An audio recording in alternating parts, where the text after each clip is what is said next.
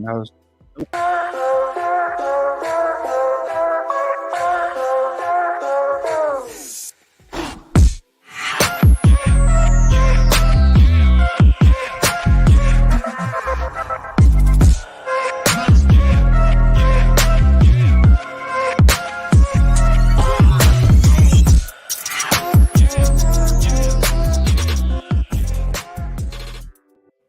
Welcome back, ladies and gentlemen. We are here for another episode. We're going to do part 2 of Socrates' Children from Peter Kraft. I'm here with David. David, how are you doing? I'm doing pretty great, and I get a little bit happier every time I hear the intro because it's the weirdest, most upbeat edit to Greek philosophers and Aquinas that I've seen. Yes. And so I get a little irrationally happy about it. Good. I'm so tired of philosophers being boring because philosophy's fun, right? And people act like philosophy is this. Well, I'm gonna go on a little rant about that actually because it remind me of something. From like 95 to 2007, it was like philosophy was only cynical, and every time you had a cynical character, he'd be like, "Oh, you quoted Nietzsche or Camus," and it would always paint philosophy made of the philosophers as just depressed emo bitches. And it's like, no, philosophy's fun. It's uplifting. You get to understand things. Like, imagine hearing the story of Socrates and not thinking that guy was having the time of his life. Or about Diogenes, the only man to be a sage and a jackass at the same time. Right, and then we're gonna get to Pythagoras this stream. The most uber artist, possibly, and I mean, when it comes to Greek philosophers, maybe the most artistic. The beans, bro. The beans. We'll get there, but it'll be a fun conversation. He said, "Don't piss in the direction of the sun and never stare into the wind," which might be a translation error because that sounds backwards to me.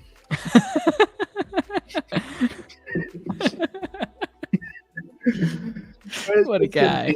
It's going to be a lot of fun. It's going to be because especially the pre-Socratics, they're interesting, not because their ideas themselves are interesting, but because they are the first ones that actually they are the first ones to ask the right questions. All their answers are wrong, but you understand their answers, and you kind of like, okay, there's a beauty in whimsy in the answer. Like when we get to the first one, sales, there's a lot of really the idea of using water. There's a lot to act like we think, oh, what's a stupid thing? It goes water. Then you think, well, there's steam, there's ice, water can do multiple different forms. Like, is it actually all things survive off of water? Like it actually makes sense to a degree to understand that water would be the main thing. Yeah, he tries to be consistent, even though it falls on its face if you look beyond the surface of what he's actually talking about. Yeah. But I will say, he was later. There was a few Neoplatonists who adopted his view of water when they were talking about the dynads and the view of the Greek gods and pagan gods all being different personifications of the one true dynad. And they said the sky was the dynad, but there were a few who saw water was a pure representation of it because it was always flowing and changing. And so he was actually later used by the Neoplatonists again because he had a very good insight that water is just a core. I mean, I don't see anyone can look at the ocean and not understand there's like a power to the ocean, that you can't beat the ocean. Right. There's a power. That's the Dutch. They're the only people to wage a war against the ocean and win. I mean, I'm here for it, man. I'm here for it. But there's so much here. There's so much, especially in Greek philosophy, it's just fun. And we're tired of people acting like philosophy's boring. It's not boring. It's awesome. And it's not even that complicated. People act like it's such a complicated thing. Like, it's really not. It's just properly understanding the world around you. Right. Yeah.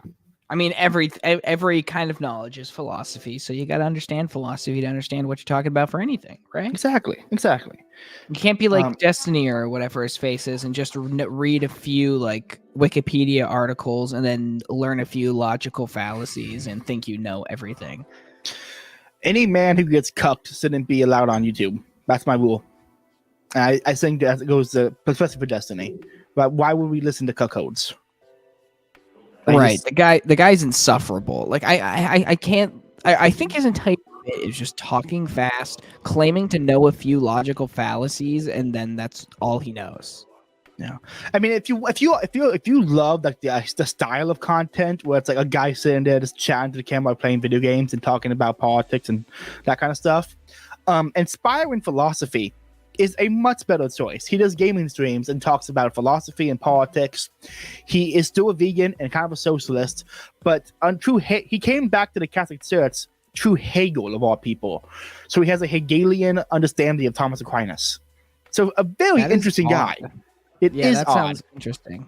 He's very interesting. I love listening. He does debates where he makes in my opinion, really good arguments for like he kind of it's called a transcendental argument. I would say it's more of like an ontological argument, where it's like ontologically speaking, we have to have this thing here to make sense of logic, rationality, truth, reasons for these things to make any sense at all. We have to have a necessary being who is uncaused cause, which is truth itself and beauty and goodness. And so, even engaged in the argument, you have to presuppose this existence of a being that has all those characteristics. And so, it's a good argument, and he does a very good job defending and making the argument in his debates. I recommend people check him out. All right, maybe I'll have to check him out in the future. We'll see. I would say his vegan stuff does get annoying. Yeah, like I listen to whenever like Trent Horn or someone like that talks with the Alex O'Connor guy. I love Alex.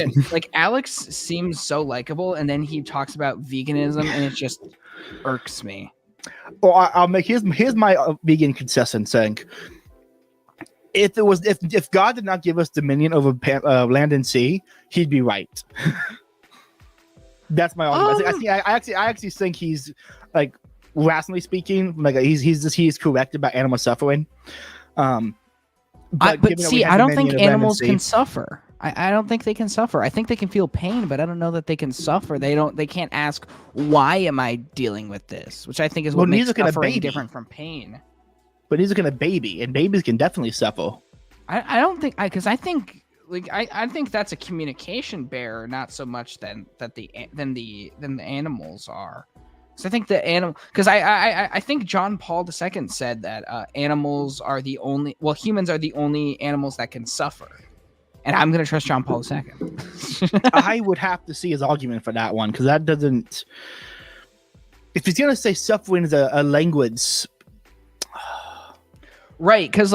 Because there's something very different about the way humans interact with their offspring than say other animals. Animals do so out of like a survival necessity, and then they cast them out, right? It's like just a biological action, whereas children kind of know that they're supposed to be loved kind of innately, right? And parents are supposed to innately love their children. They're created as an act of love. And so when they're deprived of that and they suffer and they feel pain and the like, then it's the question comes to mind of like, why am I suffering? Why am I being deprived of this obligation of love? Yeah, but I wouldn't say that's innate to human beings. I would say that's a learned societal trait that can pass down to like genetic memory. Because if you look at like hunter-gatherer tribes, they had no problem abandoning children when they were weak. You know, they acted more like animals abandoning a weak offspring.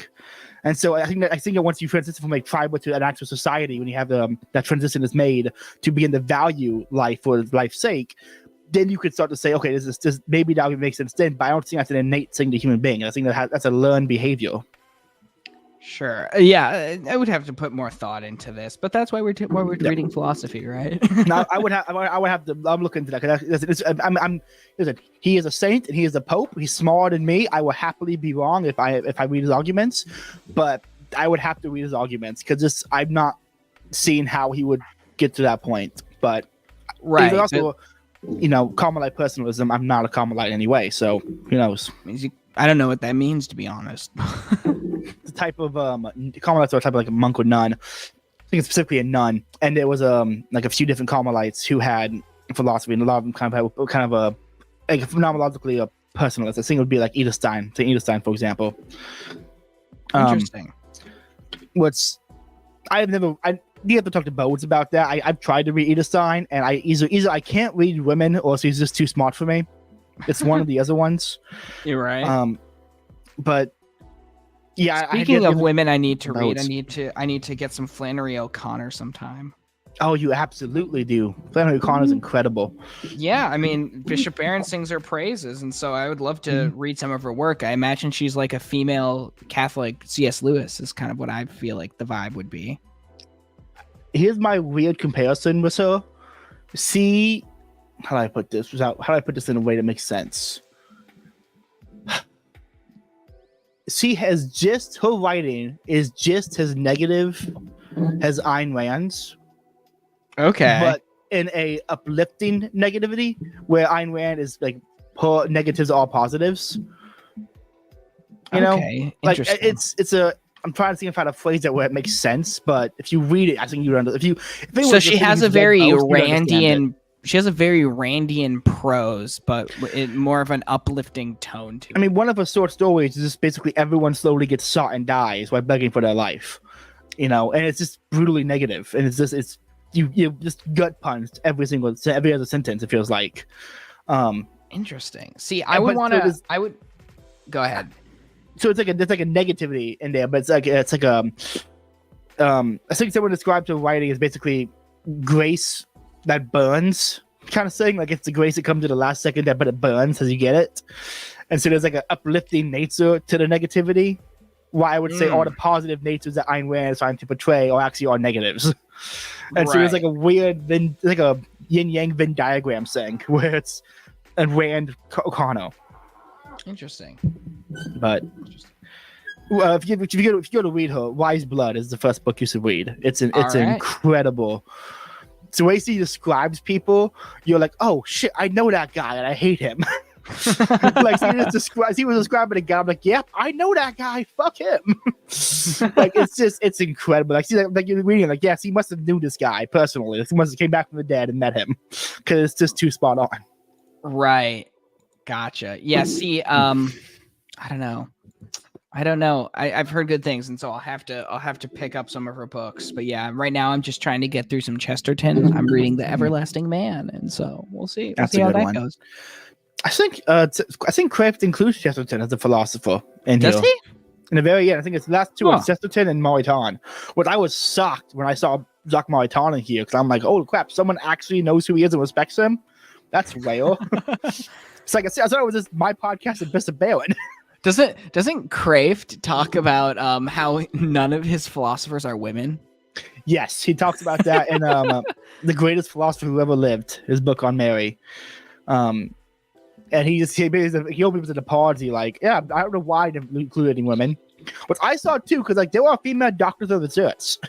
Right, like Teresa of Avila, right? Yeah, Teresa of Avila. I mean, St. Edithstein was arguably the best student of Husserl, who was like the founder of the Phenomenological School. And it was her and Heidegger were the two students, and Heidegger always hated the fact that a Jew lady was better than him. Good times. So yeah, the fact that he's not included, like that's actually my only two critiques of the entire of every philosophy it shows, is I would drop all the Muslim ones and just put in St. Edithstein and St. Teresa of Avila. Yeah. Okay. Gotcha. Yeah. But that's going to be, in 2 years when we finally get to those chapters. Let's get back to the Greeks. Yeah. So should we get started then? Yeah. I'll start off with Sayers of Miletus, and then you can get the next one. Okay. Awesome.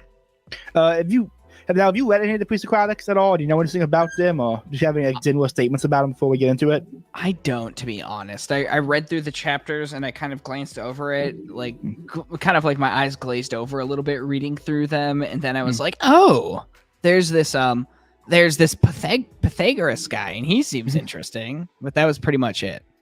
He is interesting. So the only thing I want to say about the pre-Socratics before we get started is that I think before we do any section, I want to kind of attempt to classify the type of philosophers based on history. Because we had the sages last episode. We're going to have the medieval ones, because we're all priests and saints. Then we're going to get to the modern philosophers, where there's kind of, a few professors and kind of authors. And by the time we get to the contemporary ones, it's all just professors, And so the pre-Socratics were more a mix of sage, natural scientist, advisor, and street wanderer who kind of just attracted people to him. Okay. Like a few of them had classes, a few of them had schools, some of them just kind of wandered the streets and talked to people. Some of them did natural sciences, some wrote poetry, some were advisors to some were lawyers, and get started in the Athenian system. You could write your own speech or hire a speech writer, so they kind of just be like rhetoricians. Okay, and so they want this they weren't pure sages, they weren't pure philosophers. They were kind of just like wise men people knew in the town. Is how I would classify the pre-Socratics. Okay, gotcha. Makes sense. Yeah. Okay. Sales of Miletus. And again, if I'm pronouncing these names wrong, no one correct me. That's just stupid. These are like super I old think people. it's pronounced Miletus. You weren't there, so shut up. If I was there, I would have burned that town down. No one was there, so no one could tell me if it's right or wrong. And so I refused to, like, no one knows what ancient Greek sounded like. You might maybe take a guess. I'm not listening to any argument from what it's supposed to sound like. My pick is just as rational as your pick. Okay. Oh man, I just read one of the lines down here in the page, and I know you're gonna go on a tangent when you get to it. But continue. But go ahead. So many. Well, that's what's floppy. There's so many tangents. Right. And Craft does not make it easier. You know, he does not. What is great can only begin great, says Heidegger. Arguing for our paying serious attention to the earliest, most primitive philosophers, the pre-Socratic. If philosophy is great, it can only begin great. Like you, dear reader, you are great because you are a member of the only known species in the universe that reasons, seeks wisdom, and philosophizes. Aw, thanks, Even Craft. even your first flattering steps were great to your parents. Sayers took the first step in philosophy, uttering the first barely articulate word of the great conversation. The word was water. It was the same word that first brought Helen Keller into the world of human reason and the miracle worker. Could that be a mere coincidence? Yeah, because Helen Keller was a fraud. Sorry, That's what I knew. I knew that was gonna get you. I have to like. This is my critique I have with a few like Bishop Barron and Peter Kraft, is that they are so great at talking to the modern man, but also because they're so great at talking to the modern man because they are essentially moderns. They were, marinated in the milieu of modernity, which is the most pretentious sentence I'll ever say, probably. That like Bishop Barron respects Martin Luther King, and Peter Kraft believes in Anne Frank and Helen Keller. And I get it. You're boomers. You're gonna have oddities that you just never like question because they were just the propaganda of your entire lifetime. I get it. I'm not gonna fault you for it, but also, since you and I are younger, we're not affected by the same level of propaganda. We can both know, yeah, Martin Luther King was a heretical Unitarian faggot. Who cares about him? And Helen Keller was obviously didn't write those books. Obviously, her assistant wrote the books. Her assistant was a communist. When the assistant died, she stopped writing communist books. Coincidence? Probably not. Yeah. The pen that Anne Frank used wasn't around at the time, so obviously she didn't write the book. Oh. Well, see, I think I definitely think she wrote at least the first half of the book. According to Connor, even the people at the Anne Frank Museum would tell you she didn't write the books. Right. But like I think it was just the first half, because the first half was like just horny teenage girl stuff. And then the dad Pretty decided bad. to write the second half because And he made it like uplifting. He was like, I gotta save my daughter's reputation here. Yeah, Helen Keller was a fraud. Helen Keller was a fraud. Yeah, I don't buy it. You telling me that girl flew a plane? You know what my favorite Helen Keller quote is? What? Whoa! I'm going to hell, man. Thank the Lord I'm getting baptized soon. You got a free pass for a few more weeks, man. Ride high. You could murder someone, get away with it, and go to baptism. You got a pass here, buddy. Okay, anyways. Back to it. This was Sayers' answer to a new question, and his importance is not in his answer, everything is water, but in his question. The implied question was, what is everything? The ancient Greeks saw the universe as a work of art, an ordered cosmos, not a chaos, and therefore as having a unity. Ever since we have seen it that way, that is why we call it the universe. The great question then was, what is its unity? What is the one behind the many? Though Sayers did not realize it, the question has four aspects. First, clearly distinguished by Aristotle 2 centuries later in Metaphysics, the first book of which was the first history of philosophy, interpreting all philosophers, is gradually learning to ask these four questions. One by one, Aristotle classified all questions and just all answers, explanations, or because. Becauses? into four categories, which traditionally are called the four causes. When we ask about any X that is made or comes into being, we may ask, what is X made of? The material cause. What is X made into? The formal cause. What is X made by? The efficient cause. What is X made for? The final cause. I'll repeat this again. This is actually, I think, the most important thing to understand for anyone getting into philosophy. What is X made of? Material cause. What is X made into? The formal cause. What is X made by? The efficient cause. What is X made for? The final cause. The telos. Yeah, to give an example, in front of me is a desk. What is the material cause of this desk? It is wood. What is X made into? What is wood is made into a desk. What is it made by? It was made into a desk by a machine. This is a pre-made desk. What is it made for? Well, the desk is made to be used as a desk. It is a good desk because it fulfills the purpose of a desk. Things are good, and so far they exist, and they are hierarchy good based on how they fulfill their telos, their teleology. I think that's a very important thing to like having that in the background when you begin to understand any kind of philosophy, really any kind of science or any philosophy, which is just the sciences. Having those four questions are very important, and especially today when modern science kind of rejects the formal and final causes. Yeah. As shown by his answer, Sayers was really asking only for one of the four causes, the material cause. He was asking, what is the single stuff everything is made of? This would also be the only constant that remains through all changes. No, give me a second. I want to turn my lamp on because I'm having a hard time seeing the book and the light. Okay, yeah.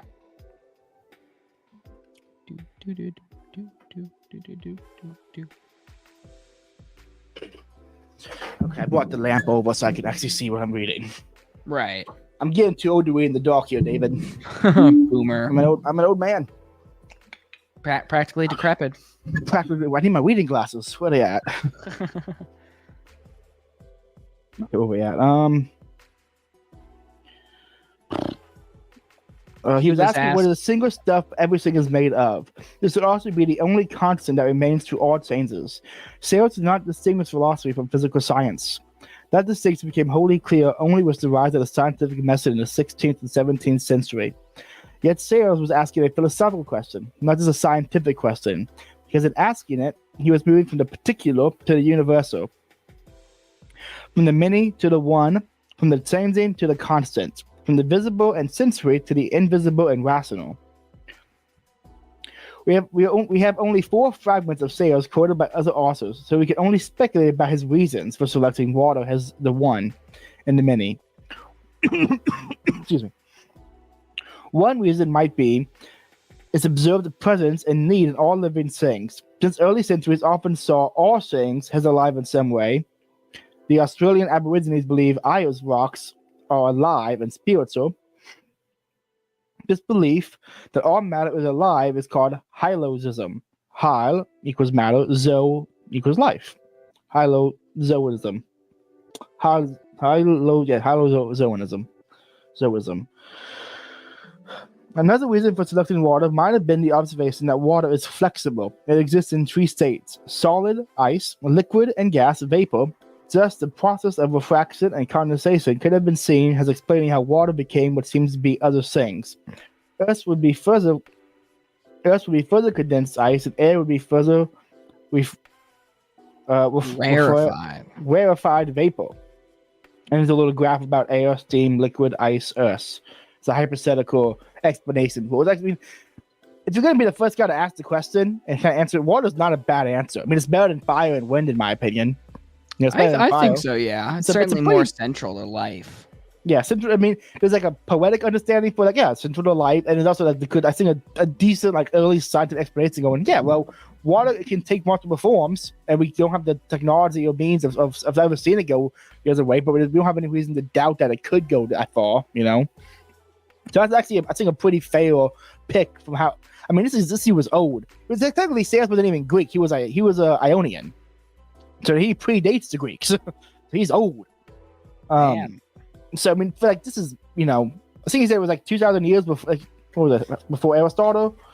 It was Right, because That's Aristotle was when was Aristotle was. We'll get to him, right? Yeah, we'll get to him later. Probably next podcast. Yeah. He was next centuries. podcast. That seems like a bit much. Yeah. There's quite a bit to get through because we got to get through all the sophists. But we'll speed read through those because there's not much to say. Plato. Now the Socrates one will probably Plato and Socrates will probably take the longest. Okay, he was like 300 before Aristotle. Yeah. So to be that old, to be that like dated in the times, and have like the idea of water, that's a pretty good pre-scientific answer, I would say. Right, it's like believing in heliocentrism during the Stone Age. Yeah, it's like, okay, that's actually rational and makes sense. I understand that. Right. The obvious problem with this answer is that water is not sufficiently flexible or universal to account for everything. For one thing, it does not seem to account for mind and thought or spirits and gods. Says authors that all things are full of gods, but he did not say the gods were water or that water was a god. I think the later Neoplatonists did go that far in amending his works. Yeah, if anyone wants to ask, I would ask Hermes the Trice Blessed on Twitter. He's a really smart Neoplatonist pagan. Really, dude, no, he is really smart with a heavy Louisiana accent. The dude is incredible. I love talking to him. He is fun. I did a podcast on paganism a while back, and it was probably the most fun I've had recording a podcast in a while. It was a fun conversation. I should get him on for a Origin episode, because Origin would have responded to the Neoplatonists and tried to, in my opinion, debunked all Neoplatonism. And so I'd actually love to see his response to Origin's argument. And I'd love to make Origin's argument. We have the earliest philosophical debates against Christianity. That could be a fun podcast. I'd love to DM about that. Yeah, for sure, man. I'd give it a listen. Even as purely material explanation, water seems to just be one thing among many, not the one in all the many. It is the opposite. It has an opposite. Fire. It destroys fire, and fire destroys it. Anecdotes. Little is known with certainty about Sarah's life, but there are many perhaps mystical anecdotes. Many of the biographical anecdotes about the Greek philosophers come from the Roman, Diogenes, Laertius, gossipy lives of eminent philosophers. Ceres was on every list of the fabled 7 sages of ancient Greece. On the basis of old Babylonian tables of the orbit of the sun and moon, he correctly predicted the year of a solar eclipse. Herodotus says that once when King Croesus was at a loss how to take his army across the river where there was no bridge, Ceres switched the courses of the river, diverting the uncrossable river into 2 shallow, crossable channels. While a woman servant was leading him through the field by night in order that he might observe the stars, he tumbled into a ditch, whereupon the woman has helped him out, remarked, "How can you expect to know all about the heavens, Ceres, when you can't know what lies right under your feet?" Aristotle tells us when people began mocking him, insinuating that his philosophy was of no practical use, he predicted a large olive crop, and he bought up all the olive presses cheaply. When the time arrived, there's a sudden demand, he rented them out on his own terms, making large profits. Okay. Apparently, first economist. Yeah, right. First entrepreneur. Let's go. See, if philosophers really wanted to fill the water instead of their wisdom, they could. Yep. He held that there was no difference between life and death. Why did not you kill yourself? Someone asked. Because there is no difference, Ceres replied. Love it. The same story is told about the later Stoic philosophers. When asked what is most difficult, he replied to know oneself. True. And when asked what is easiest, he replied to give advice to others. So true. Having learned geometry from the Egyptians, he was the first person to describe a right-angled triangle in a circle. And in honor of his discovery, he sacrificed an ox. Would any modern mathematicians do that? If they did, they'd be a lot cooler. So true. Like if Neil deGrasse Tyson just got up and started sacrificing oxes before he gave his stupid lectures, I could be like, okay. He's like, "Good morning, everybody. Happy Pi Day. We're going to sacrifice this cow to Baal." I'd be like, at least he's honest. At least he's honest. He said, God is the most ancient of all things, for he had no birth. The word is the most beautiful of all things, for it is the work of God. True. That is true. Right? When asked how men might live most virtuously and justly, he said, never do ourselves what we blame in others. This is probably the single most universal cross-cultural ethical principle in the world. I'm telling you, man, it's just a logos written on the mind. But also, you skipped number 9. I did. Oh, on being asked why he did not become a father, he answered that it was because he was fond of children. When his mother exhorted him to marry, he said, it is not yet time. And afterwards, when he was again pressed to him, pressed him earnestly, he said, it is no longer time. Okay. True. Fair. But that's all we have of sales. He's definitely an interesting one. I like where he, if that's the very beginning of Greek philosophy, it's a good beginning. Right. It's very interesting and fun. Mm-hmm. Okay, you got the next one? Because I can't pronounce his name. Right. Anaximander from 610 to 546 BC. Chapter 10. Because no philosopher answers every question completely, subsequent philosophers arise to give improved answers. Thalus's successors improved on Thalus in many ways. 1, by finding more flexible, more universal candidates for the one. 2, by giving better and more explicit reasons for their one. 3, by explaining why many things don't appear to be the one, by explaining the mechanism of change by which the one becomes the many. And 4, by asking more and more clearly distinguished questions, by adding the other 3 of the 4 causes. These are 4 of the most basic criteria by which to judge philosophical explanations. 1, universality. 2, rationality. 3, explaining more of experience, saving the appearances. And 4, improving the questions and making new needed distinctions. Anaximander, who lived in the same time, born around 611 to 610 BC, and place Miletus as Thales, picked up Thalus's offensive rebound, so to speak, and shot again. Thus began the nature of the history of philosophy as the great conversation or dialogue down the centuries. Both great titles, honestly. Right. Like, I like the idea that every time you engage anything philosophically, you are taking part in the great conversation. Right. I have on my wall in front next to my camera right now the painting of the School of Athens that's in the Vatican. Mm-hmm.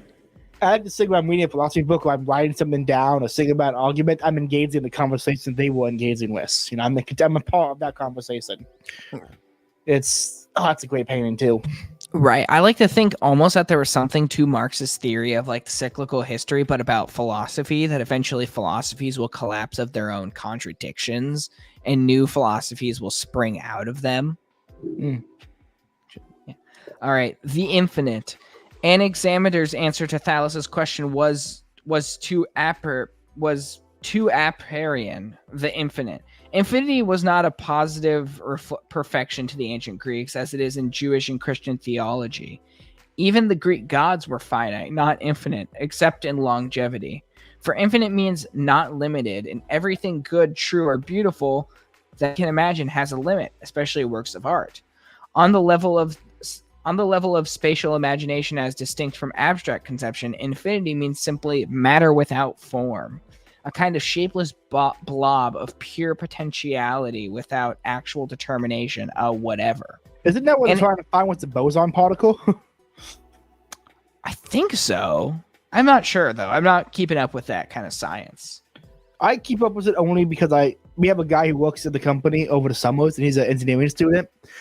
And he likes to talk philosophy, but because he took philosophy 101. And all he learned in that class, I asked him, what'd you learn in the class? He goes, that you can't know anything but the fact that you exist. I'm like, well, I know you're retarded.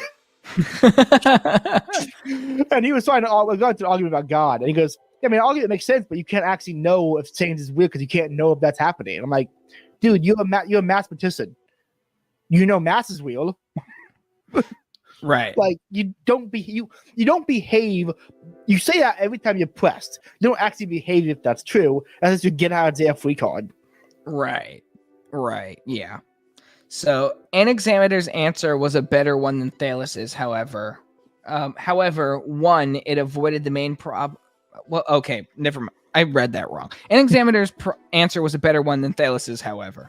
One, it avoided the main problem with Thalus's answer, that if the one were anything specific like water, it would annihilate all other elements.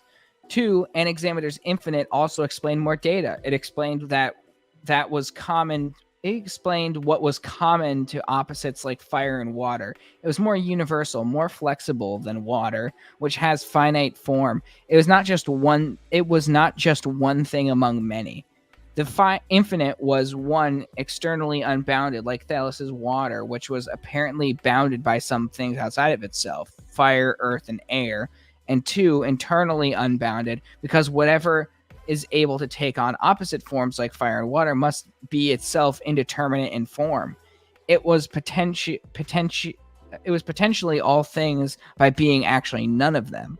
But Anaximander's answer has two problems. One, like the word whatever, it seems to say nothing. It was a purely negative concept, not finite. That may be what it's not, but what is it? And two, it does not explain the process by which finite things came to be out of the infinite. At least Thales could explain how other things came to be from water by condensation and rarefaction. An interesting extra, on the basis of finding fish fossils in inland quarries, Anaximander speculated that humanity had somehow evolved from these lower forms of life, history's earliest known version of the theory of evolution. So you can blame him. Yeah. Thanks, Greek Darwin. Darwin. I don't know how this realize that. I don't think he lists Darwin at all, which is good. Yeah, I mean I don't think Darwin considered himself a philosopher. Yeah, but I would. But I also wouldn't consider the Muslims philosophers. So that's just, right. My slight disagreements with him. Apparently, Chesterton also agreed with me on the Muslims not being philosophers. Because every time they start to become good philosophers, they cease to be good Muslims. So they drop philosophy to go back to being Muslims. Right. I'm like, yeah, I don't see if you're gonna drop your sets of wisdom in favor of falsities. I'm not going to call you a philosopher because you clearly don't love wisdom. And if you're going to adopt throw out the law of non-contradiction and say there's two truths, I'm not going to call you a philosopher because that's not wise, that's retarded. So I don't think you can call Muslim people philosophers. Gotcha. Yeah. But we'll get to that when we get to that chapter. We'll get to that chapter's next book. Right. So this is Anaximenes is the next guy. Yep, Anaximenes. You think you have trouble distinguishing all those names beginning with annex? Just wait till you get to Anaxagoras, yeah. Anaximenes answered the sayer's question, what is everything, with Ea. The two Greek words psyche, life or soul, and pneuma, silent P, I guess. Pneuma, air or breath or spirit, were often used interchangeably. The same identification is true in ancient Hebrew.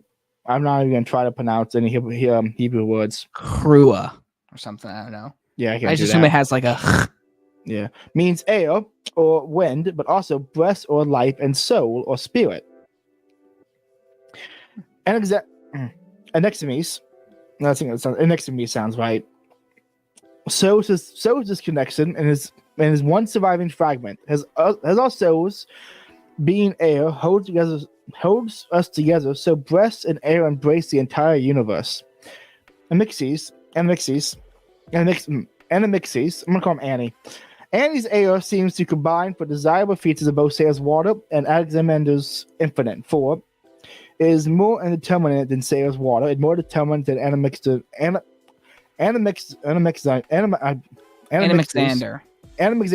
infinite. It also explains the process of generation of the many from the one by the condensation and rarefaction of air to produce the other three of the four elements of ancient Greek chemistry by the four possible combinations of the two basic qualities, heat and moisture. This was a primitive approximation of modern chemistry in which there are 3 states of matter plus energy. We have a little diagram of fire, air, earth, water, hot, dry, wet, and cold on the inner axis, going across the diamond shape of the fire, air, earth, and water on the outside.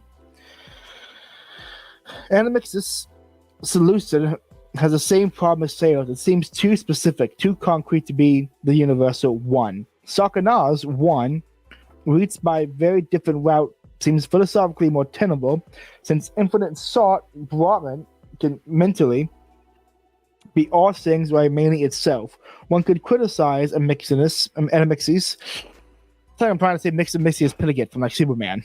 Animixis for lacking both the desirable qualities of his predecessors, for he lacked both Sayers' originality and Animixter's abstract universality.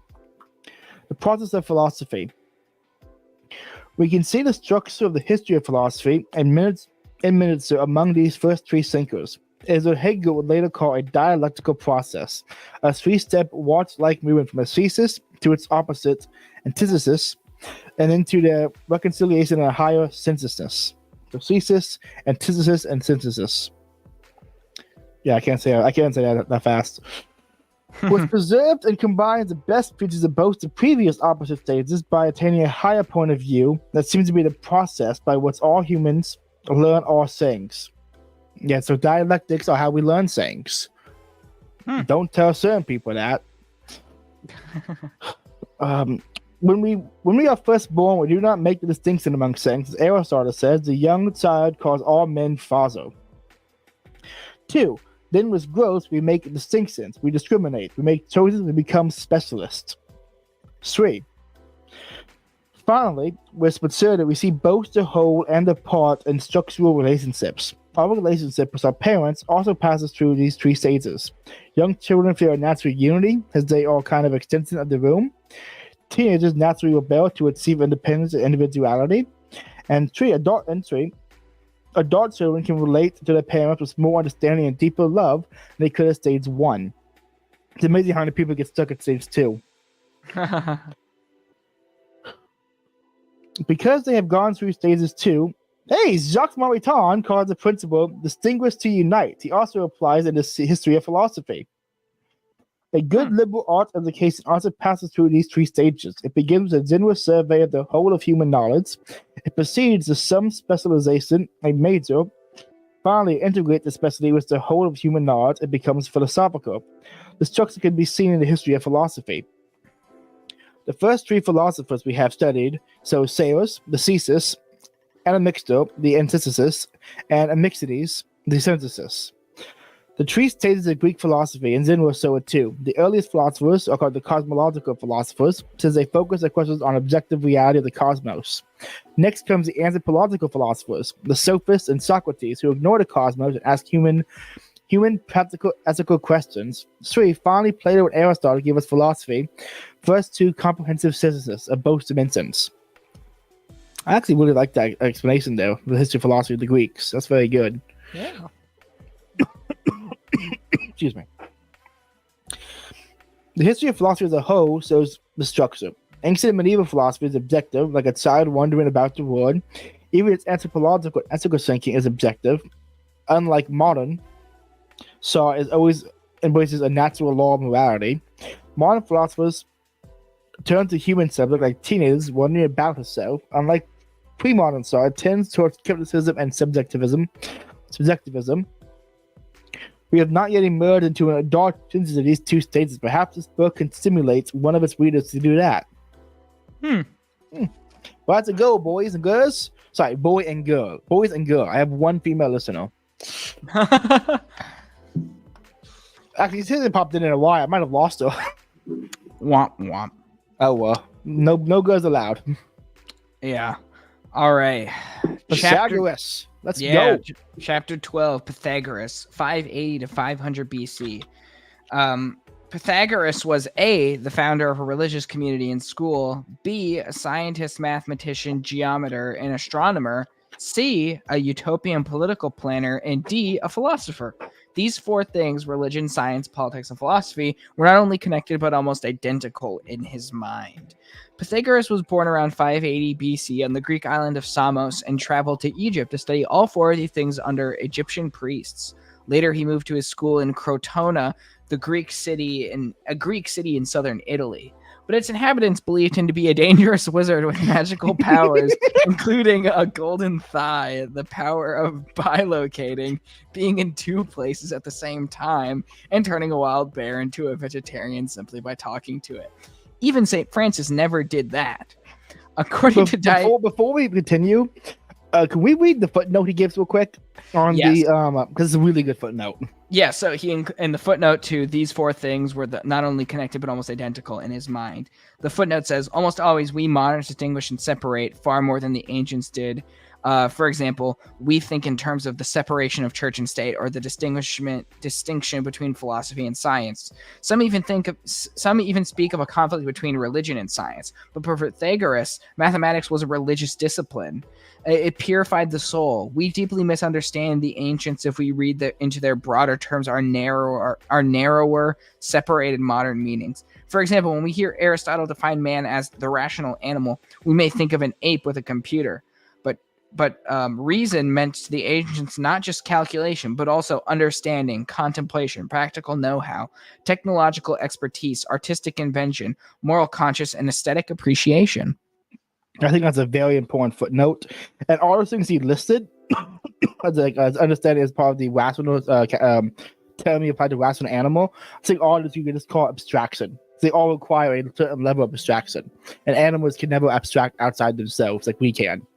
Okay, gotcha. And so I think if someone says a crow has a sensory understanding of a 7-year-old, yeah, but a 7-year-old can abstract itself. You know, it can have abstract thoughts. A crow can't. A dog can't. Abstraction, I think, is actually the key distinguishing ability of humans and animals that make us different. A rational animal could also be. I could argue you could say abstracted animal. We're animals that can do abstractions. Yeah, fair enough. All right. According to Diogenes Laertius, he claimed to be the son of the god Mercury, who gave him the gift of remembering all his previous reincarnations, both in the underworld and in this world, including transmigrations into plants and animals.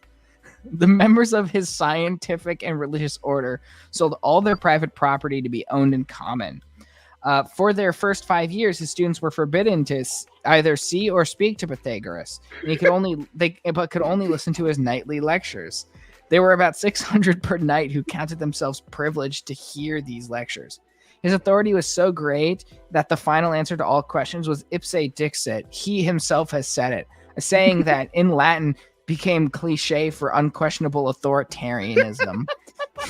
He wrote nothing and taught his deepest esoteric secrets only to an inner circle of the initiated, including his plans for a radical utopian polis, city-state, enterprise Plato would later make famous in his Republic. I'm just a Pythagoras appreciator so much. Jesus, he seems so fun.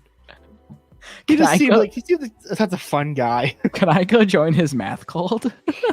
Dude, it'd be the most fun math cult. Like, imagine being a pagan in the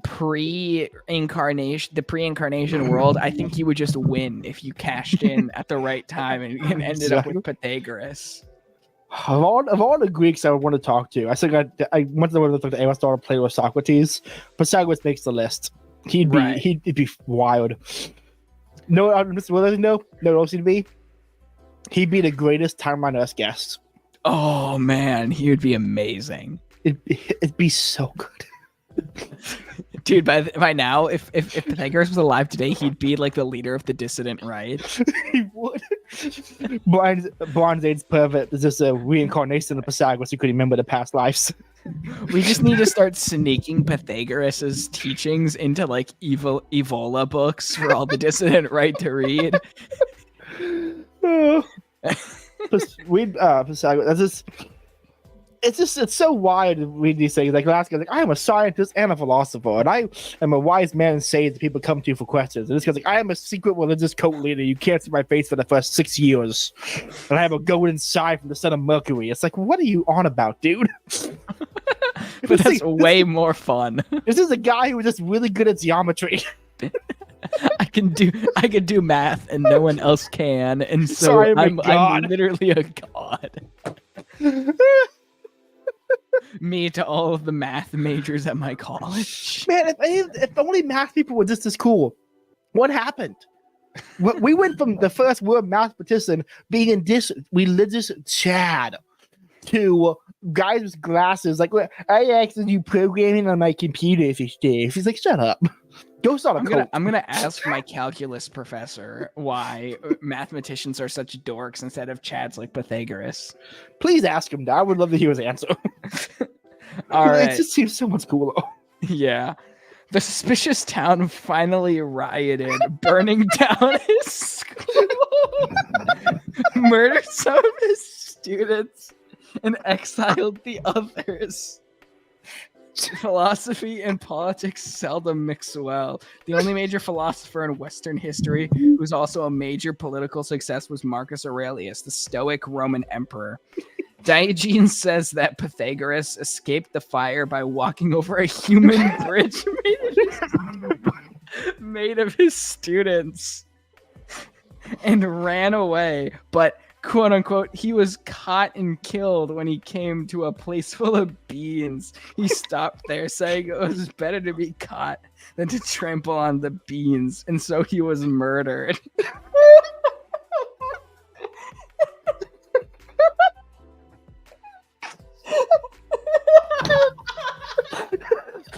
This is so good. Oh. I'm so glad we live in the age where, despite him not being alive, we can find out about this wild stuff.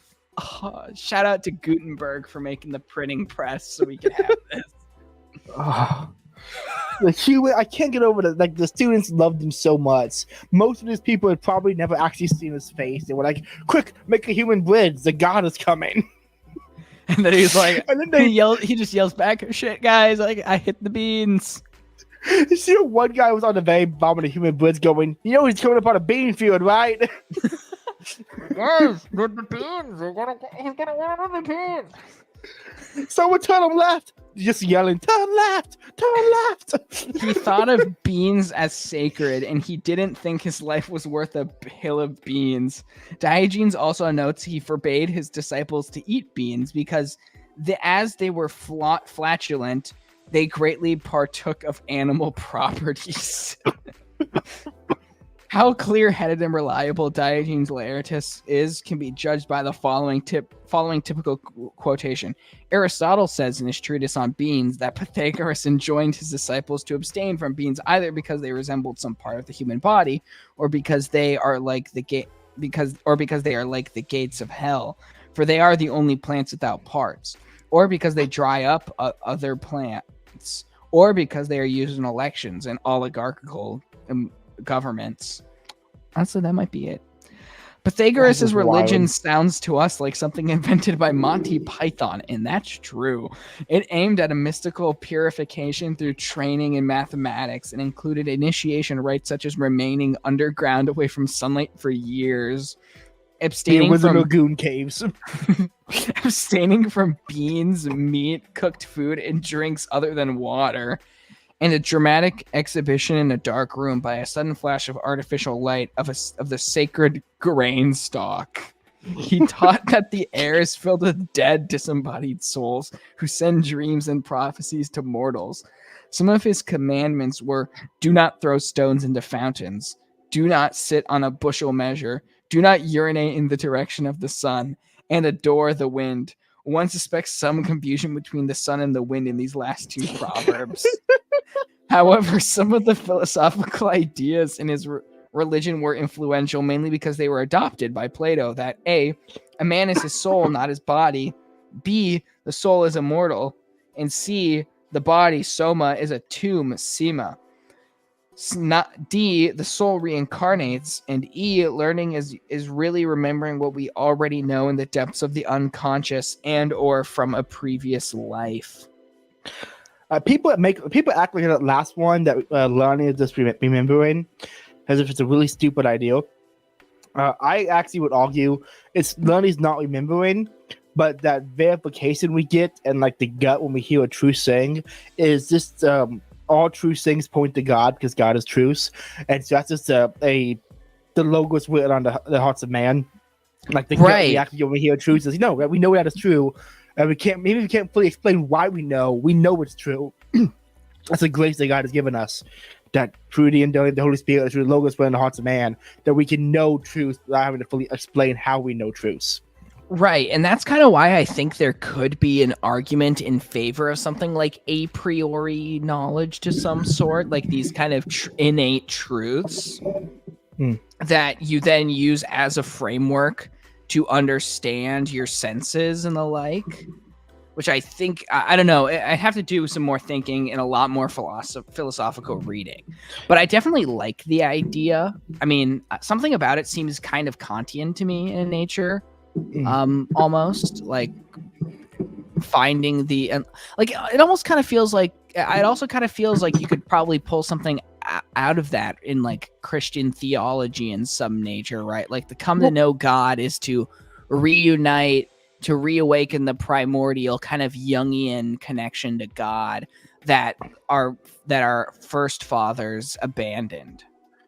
There is something in Saint Pope Saint Pope JP2, Theology of the Body, when he has a chapter on it's like there's 2 chapters in the very beginning, it's introduction to the book. The introduction is like 7 chapters before you even get to book 1 of the giant book. And one of them was on common life personalism, and the other one was just labeled Carlo Votiva and Kant. And it's like a Kantian section in there. Where I think one of the things was I'm gonna send a bug if I don't read it off exactly. Give me 1 second. It's right behind me. This is in the table of contents. Let me find it real quick. Where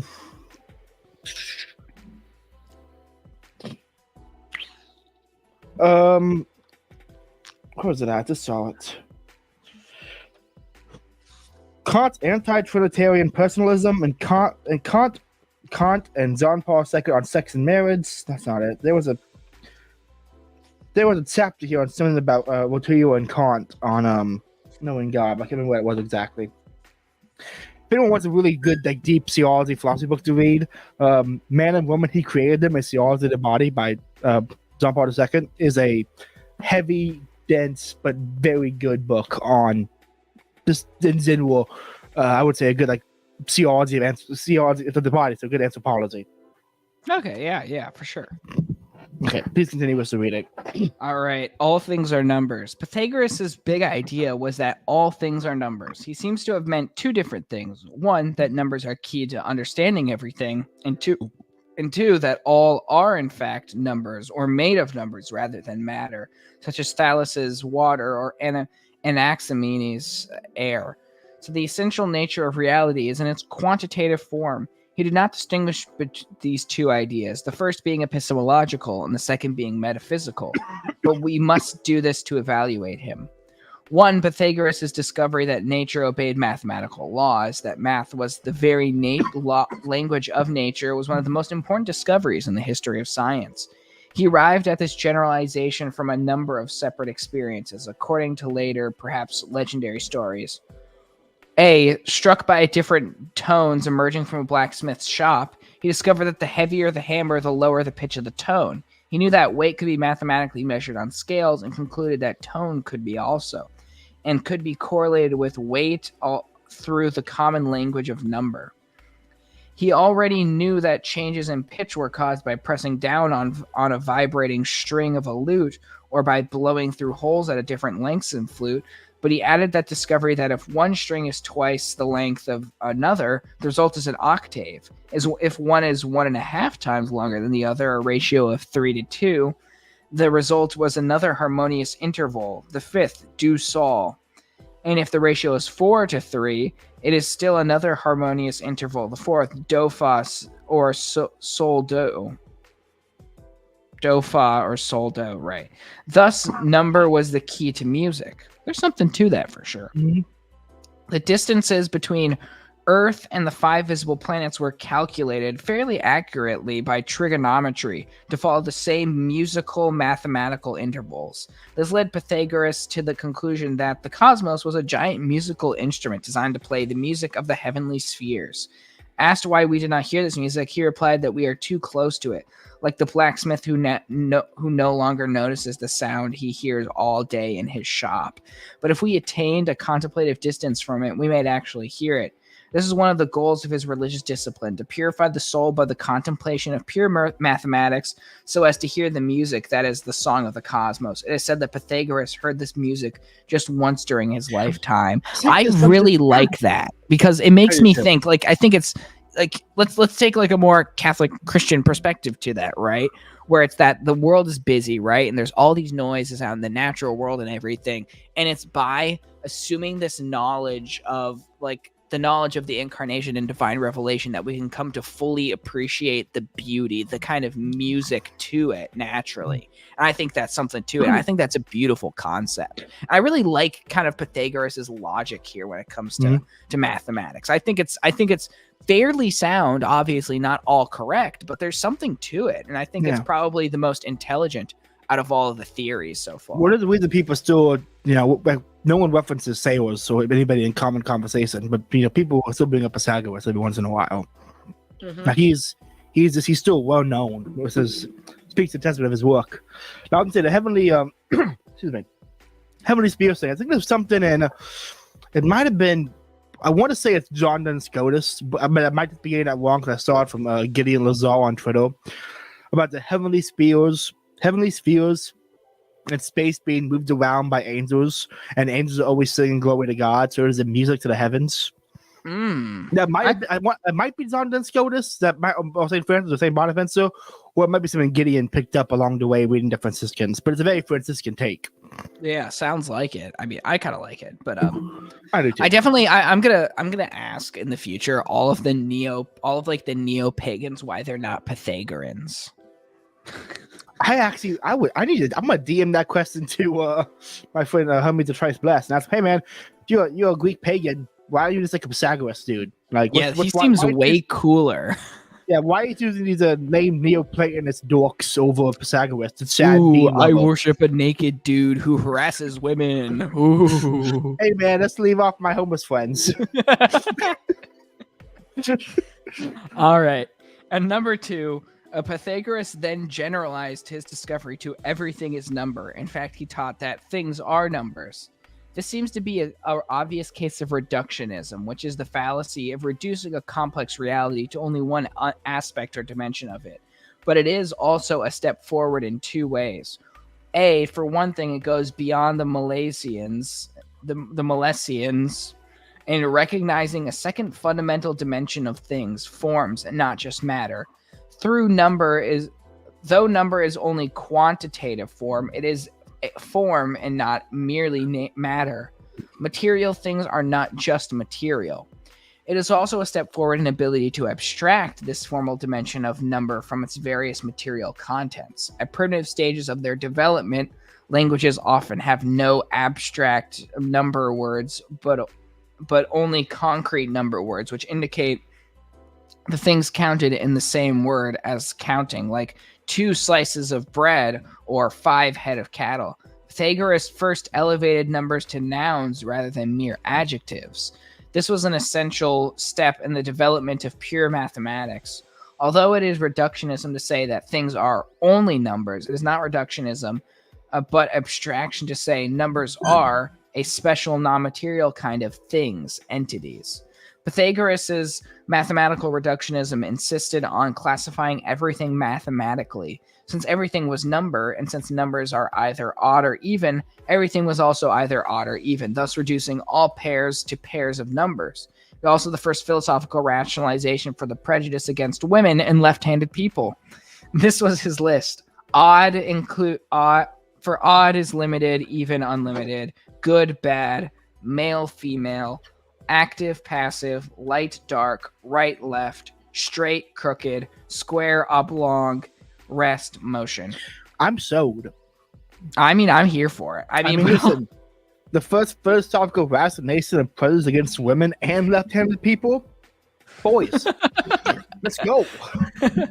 No, he was truly one of us. He would have vibed in all the group chats, dude. Right, but like I think because as I'm reading right about him taking all of this like senses of what's going on and then applying this kind of abstract form that is numbers, that really does. I feel like it hits me like in the idea that you can have abstract ideas, like these kind of innate knowledges, right? Like I think we would even acknowledge that like the catechism says, right, that like man has God written on our hearts, right?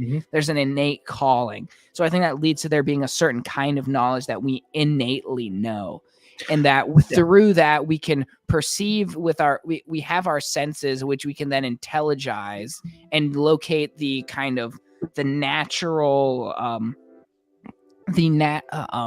we can intelligize the world, right, as it was intended to be, because we're gifted with these abstract forms that are naturally cast into the mind by the creator.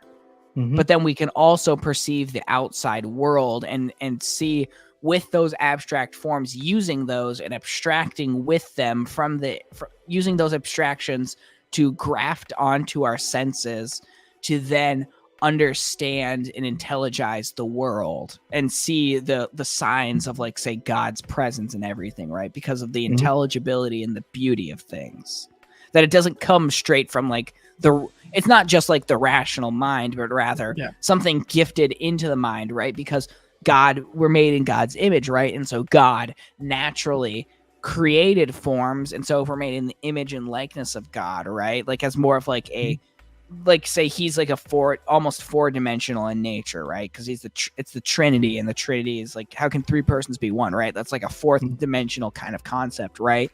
We're kind of like the 3D image of that, like kind of C.S. Lewis talks about, right? Like how we can relate to, say, like a stick figure or a drawing we draw.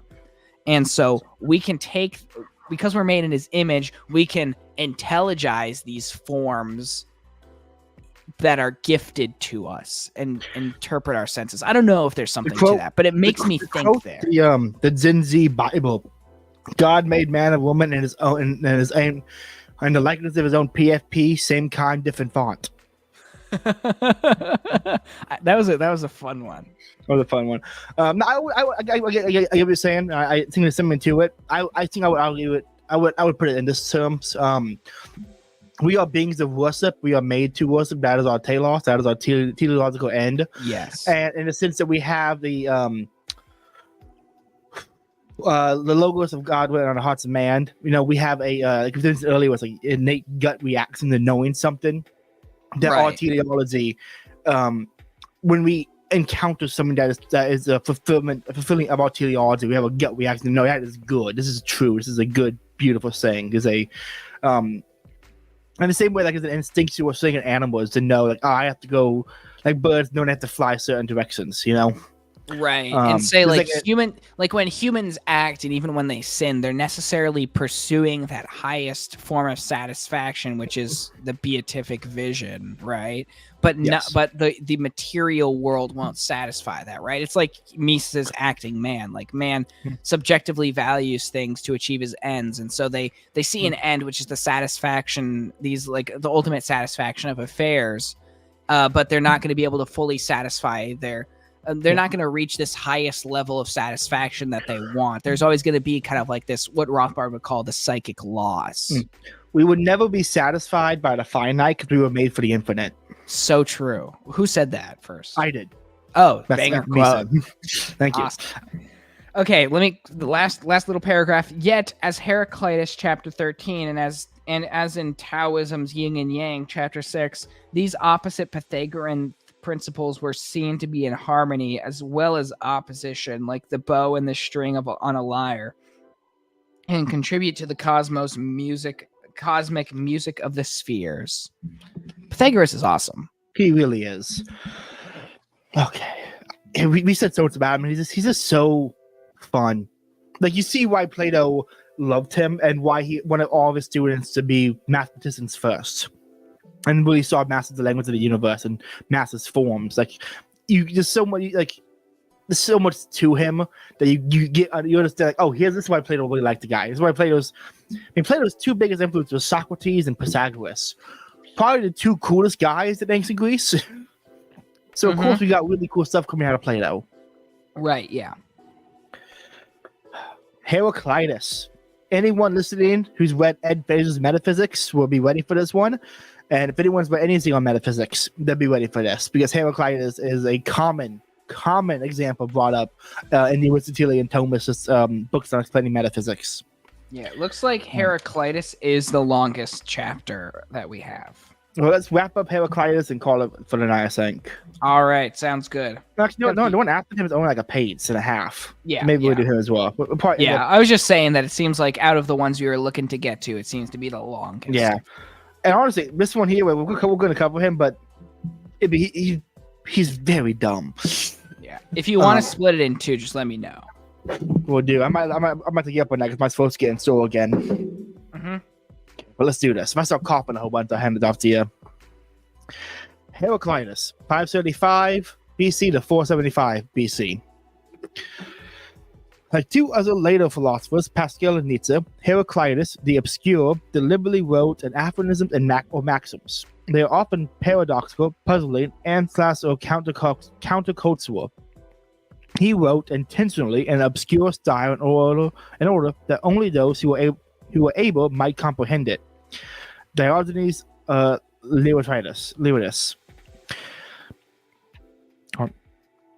He does not argue from premises to conclusion. Do not find in him any logical indicators, if then what's also typical of later philosophers. For he asked us not to argue, but to look and to see nature in a different and even shocking way. He was apparently a pessimist, a misanthrope, and a snob. While he was young, he used to say he knew nothing, but when he had grown up, he then used to affirm that he knew everything. Exactly the opposite of Socrates. Yep. When the citizens of the native Ephesus asked him to share his wisdom by drawing up a constitution for the city, he refused, saying the Ephesians deserved to be hanged. He had no teacher and no student. Instead of teaching, he played dice with the boys in the temple of Diana, Artemis. And when adults dared to watch, said, "Why are you so surprised, you scoundrels? This is better enterprise than your politics." He became a hermit and lived in a self-imposed exile in the mountains, eating grass and roots. They gave him dropsy. When his physicians did not understand him, he set himself up in a stable for oxen and covered himself with cow dung, hoping to cause the wet to evaporate from him. By the warmth that it's produced, and he did himself no good in this way. He died. Okay. Students are invited to compose an appropriate epitaph. His 124 short aphorisms have been preserved. Speak to all five of the fundamental areas of philosophy that Aristotle later clearly distinguished. 1. Cosmology, philosophy of nature. 2. Metaphysics, philosophy of being. Epistemology, philosophy of knowledge. Anthropology, philosophy of human nature. And ethics. His cosmology centers on the big idea that everything changes. Okay, he's not what I'm thinking of. I'm thinking of the guy who says nothing changes. So, which one was that? Was that Pythagoras? Not Pythagoras. That was hold on, Parmenides. Sorry, Parmenides was the one that nothing has changed. Heraclitus is the one that everything changes. Okay.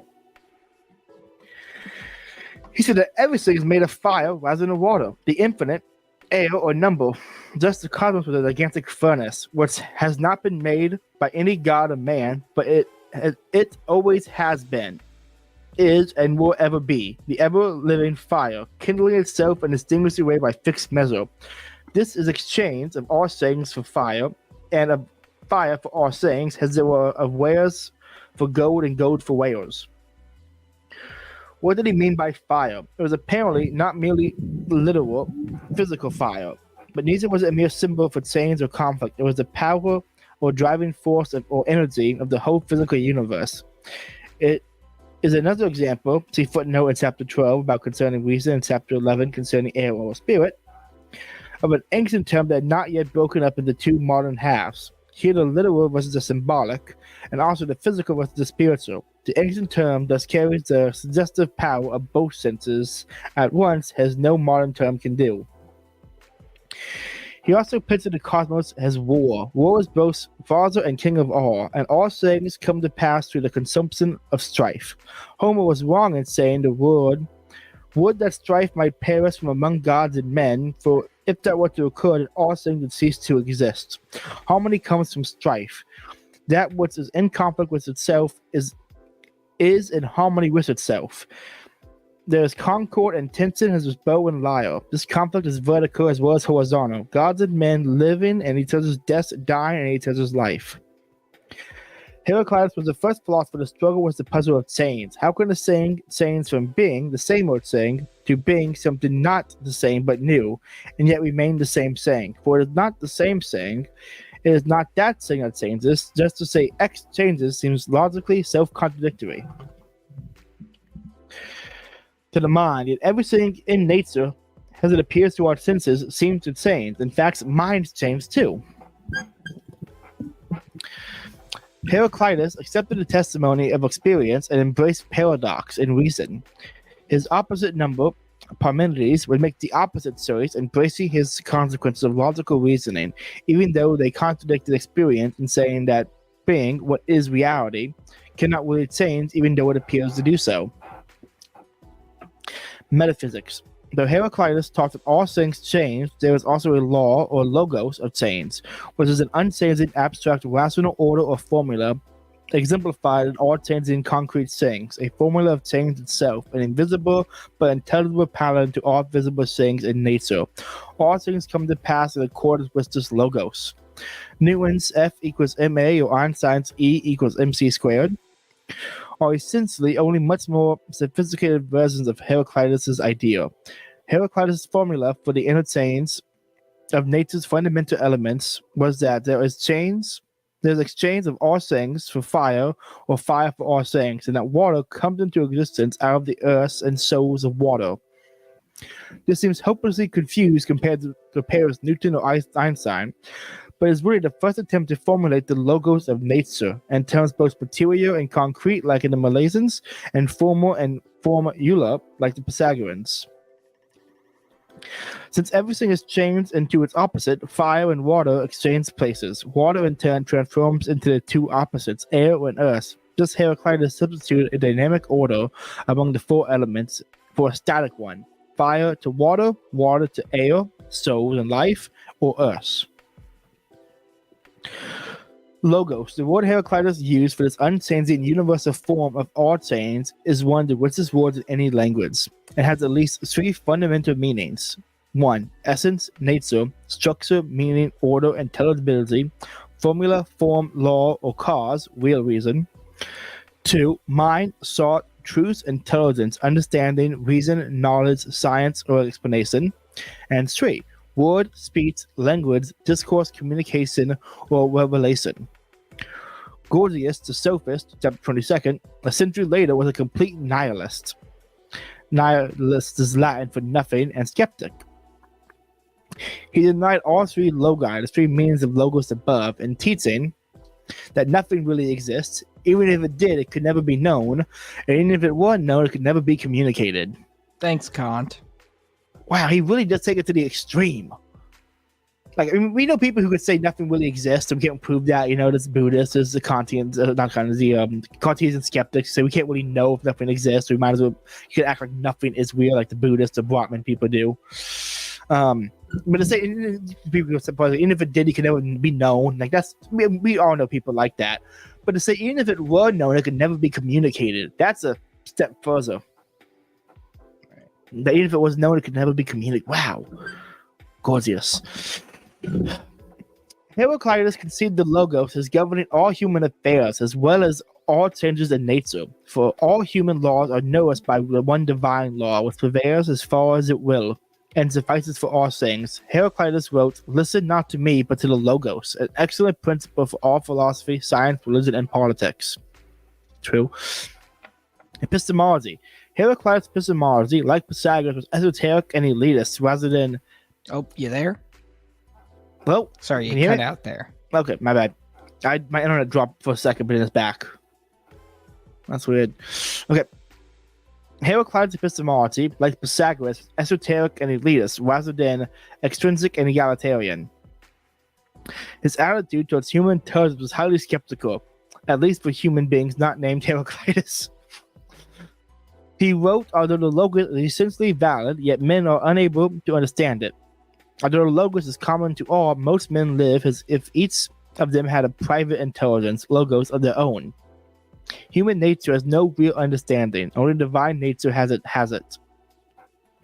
Heraclitus' point here has distinct from Heraclitus himself as one of intellectual humility, for insofar as it means that appearance and reality are very different, and therefore, unless you expect the unexpected, you will never find it. Truce.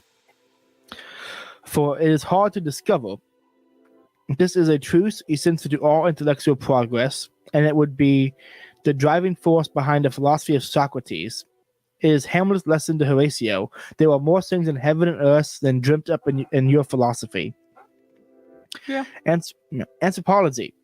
Heraclitus' anthropology moves between A, the mystical, and B, the materialistic. Excuse me.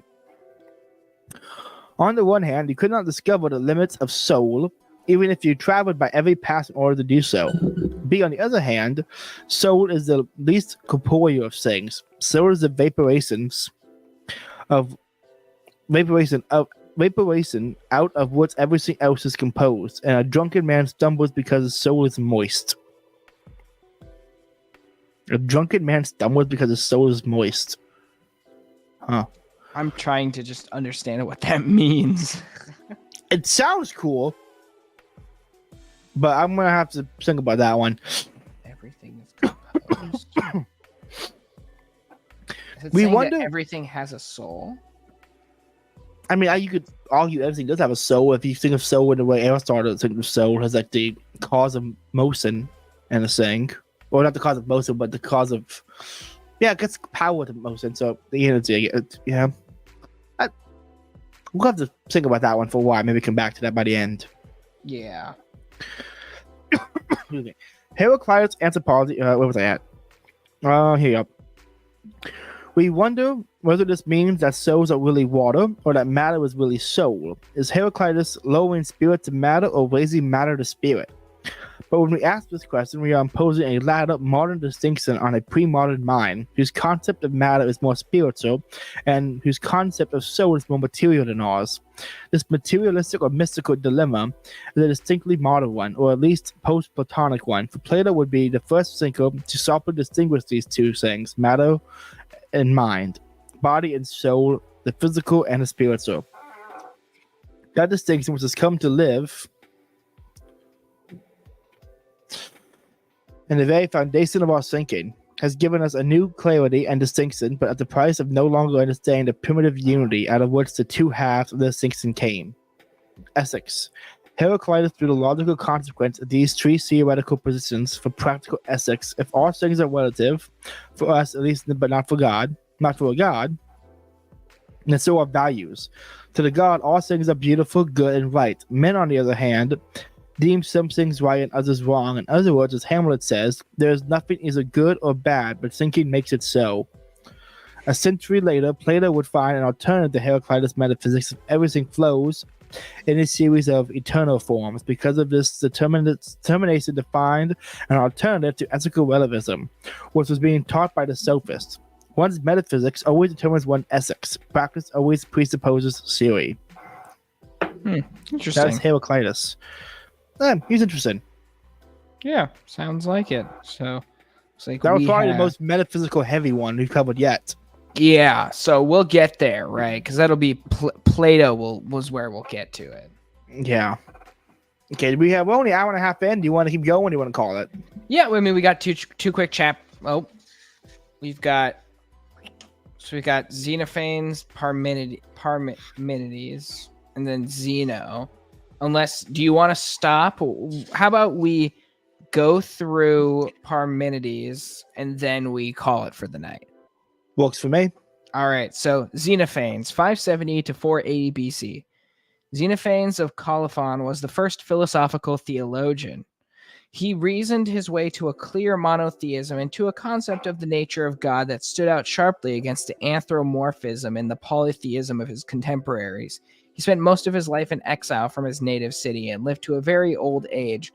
Both of these features were quite common among ancient philosophers. He was Parmenides' teacher, but while Parmenides was a monist, Xenophanes was a monotheist, teaching a single god transcendent to the world of things, rather than a Parmenides' pantheistic one, which is all things. His ideas may have influenced Socrates, who was a far more influential monotheist among the Greek polytheists, and who paid for it with his life. See chapter 23. Kraft goes further to say, I will not further define monotheism, polytheism, anthropomorphism, monism, pantheism, or transcendence. Look them up. Always have a dictionary nearby when you read good books. Expanding your vocabulary is a simple and powerful way to expand not just your knowledge, but your mind. For minds are only as big as their ideas, and ideas only live in idea houses, which are words. Xenophanes' critique of anthropomorphism led him to a logical conclusion that God is in no way inferior to man, and therefore must have all of the following attributes. 1, God is whole and supreme, not at all like mortals. 2, it is the whole of God that sees, the whole that thinks, the whole that hears. 3, without effort he sets everything in motion by the thought of his mind. 4, he always abides in the self-same place, not moving at all. This entailed a scathing critique of polytheism and its human origin. If oxen or lions had hands which enabled them to draw and paint pictures as men do, they would portray their gods as having bodies like their own. Horses would portray them as horses and oxen as oxen. Ethiopians have gods with snub noses and black hair. Thracians have gods with gray eyes and red hair. Homer and Hesiod attribute to the gods all sorts of actions which, when done by man, are disreputable and deserving of blame, such lawless deeds as theft, adultery, and deception. No man has existed, nor will exist, who has plain knowledge about the gods, yet everybody thinks he knows. This last saying is the perfect description of Socrates' thinking, and of the one before it is essentially Plato's critique of Homer in the Republic. All right. Pretty good stuff. Yeah, interesting. Could you explain what anthropomorphism is for me? Because I'm stupid and I don't have a dictionary. Anthropomorphism. Okay. A modern example. My dog has people sorts. It's applying more. Or you think of the Egyptian gods. Oh, okay, right. Like anthropomorphic, attributing human characteristics or behavior to a god, animal, or object. Right. So assuming that God must be totally like us. Mm-hmm. Rather than asserting we must. Well, if we're made in God's image, that makes me. We are made in God's image in the sense that we have. Okay, this is gonna be how to put this. I can't remember where it from, but I want to put it this way. God is a Trinity, and we are tripartite beings. In fact, we have body, soul, and mind. Right. And so the way we were made with God, because no other animal is a tripartite. Animals have souls, and plants have souls, but they have bodies, but they don't have minds. And so we, in the way that we are tripartite beings. God is a Trinity. We are made in God's image, and the fact that we are tripartite beings. That's not my explanation, but I wouldn't say that's necessarily anthropomorphic. Gotcha. If we were saying, I mean, as I think of anthropomorphic applied to religion, my first thought is the Egyptian gods, because the Greek gods look like people, but they can transform into animals, while the Egyptian gods took on forms of both, and they were animal and man. Interesting. You know what's really interesting to think about? A lot of the greatest Greek philosophers went and got trained in Egypt by the mathematicians there, but Egypt never produced any philosophers. But most of the Greek philosophers pointed to math as the language of the universe and instructed their students to begin with math. So they built off the system of the Egyptians, but the Egyptians never developed into a philosophy. Or if they did, we don't have any of their writings left. But I would be curious what like Egyptian philosophy would look like if not if it's. I mean, I don't know. It's just something to think about. Okay, Makes you wonder what was lost in the Library of Alexandria. Yeah. I want to point out, some people say it was not real or that it was good that it was burned. I don't know if it was. I'm only going to say it's real and it was bad that it was burned because I believe it was burned by Muslims. And so that's why it's real. Because if it was real, it was burned by Muslims and we can blame Muslims for it. That's just a little tangent. Oh, yeah, okay, gotcha. It's actually a great quote when the Muslims took Alexandria. One of the leaders wrote back, I think it was like the caliphate at the time. It said, "What do we do with all these books?" And the guy said, "If they agree with the Quran, we do not need them. If they disagree, we do not want them. Burn them." And that's why they burned all the books. Interesting. Okay, last one. Parmenides. This is the one I was thinking of earlier. The one that a lot of Thomists or Aristotelians begin metaphysical writings about by explaining. He's a very good counter that explain his views, and by debunking his views, you can explain actuality, potentiality, and causation. And so it'd be a good way to lead into it. Wow, yeah, for sure. Parmenides was influenced by Xenophanes' monotheism, but whereas Xenophanes was a monotheist, Parmenides was a pantheist, or rather a monist. Xenophanes taught that there was only one God, and that God transcends the many, changing creatures. Parmenides taught that there is only one reality, which he does not call God, but being. But it has godlike properties as perfection, unity, and unchangeable eternity. And there simply is nothing else. No man, no many, no change. Whereas Xenophon denied the existence of all the gods but one, Parmenides denied the existence of all the beings but one. Parmenides is the polar opposite of Heraclitus. For Heraclitus, everything flows. For Parmenides, nothing flows. Change is an illusion, and so is plurality. The only reality is being, which is single and changeless. The easiest way to debunk this is to say, "Yep, I agree. I changed my mind." The contrast between Heraclitus and Parmenides shaped the whole history of Western philosophy. Both Plato and Aristotle, the most influential philosophers who ever lived, had to find a way to mediate this extreme contrast and synthesize the insights of these two predecessors. Plato accepted both philosophies as true, but true of two different words, of levels of reality, the forms and matter, while Aristotle joined them as formal and material aspects of the one word, being. Parmenides was born in Ala in southern Italy. He was probably influenced by the Pythagoreans. Plato had also visited Athens. Plato says he visited Athens when he was very old, and Socrates was very young, around 450 BC. Plato's Parmenides is the only dialogue in which Socrates loses the argument about Parmenides 1 to an older and wiser Parmenides. Parmenides' 4-page poem is the earliest complete treatise of philosophy in the Western world, unless we count Ecclesiastes as philosophy. In it, a goddess takes him on a journey to heaven and reveals the logic of his argument about being only one. Some say that poetry is just window dressing, clothing or makeup on a logical argument for the benefit of a religious, mystical, and poetic audience. Others say it shows Parmenides is really a mystic and did not expect his readers to accept his conclusion without a mystical experience like his. Still others say Parmenides is both a logician and a mystic. In any case, the rest of the Greeks, unlike Socrates' Hindus, simply could not believe this monotheistic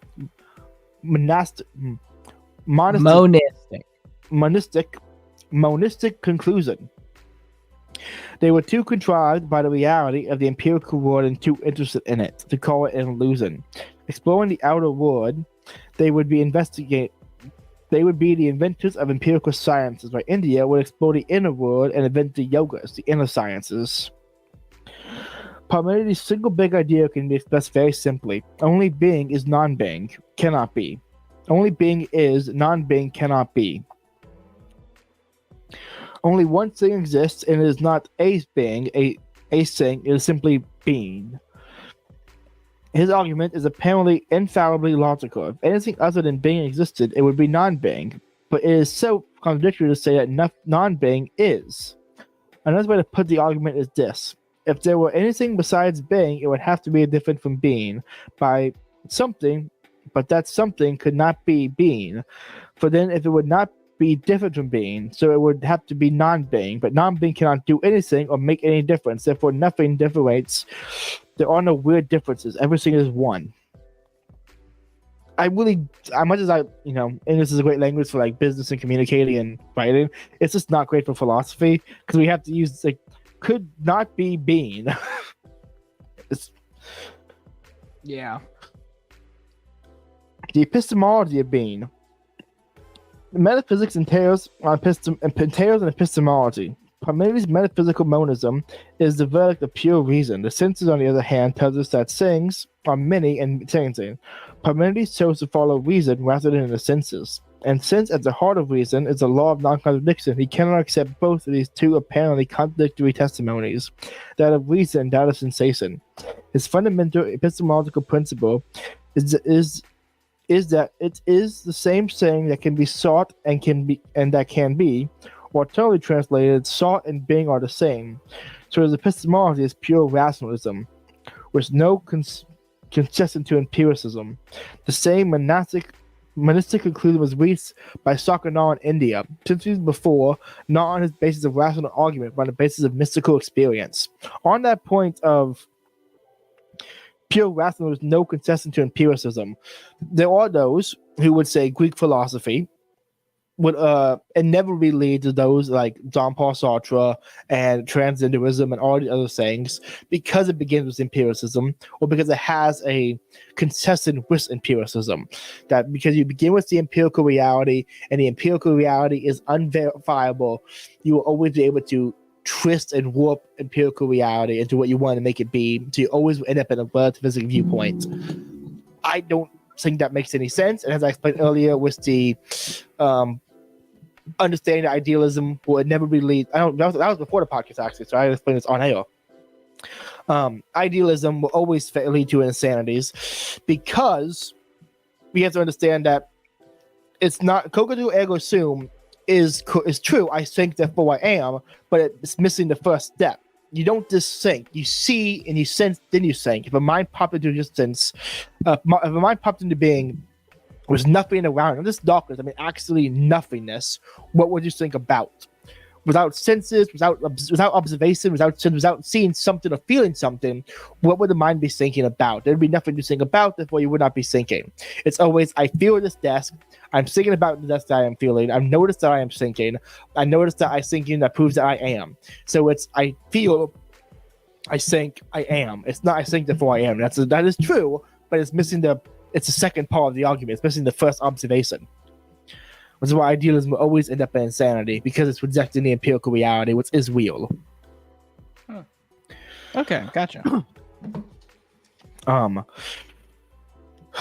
Parmenides' point can be put in a single word. Itsy. Etsy?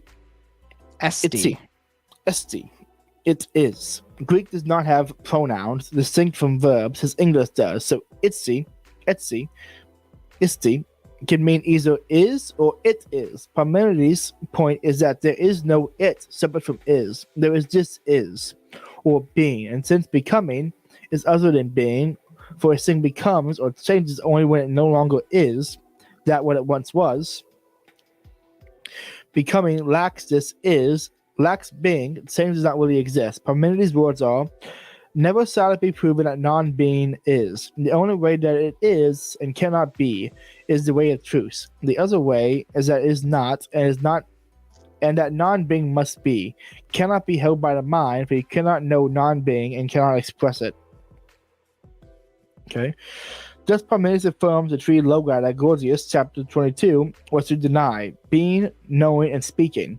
Being can be known and can be said. Non-being cannot. There remains then but one word by which to express the true word: is. Being has no beginning and will never be destroyed. It is whole, still, and without end.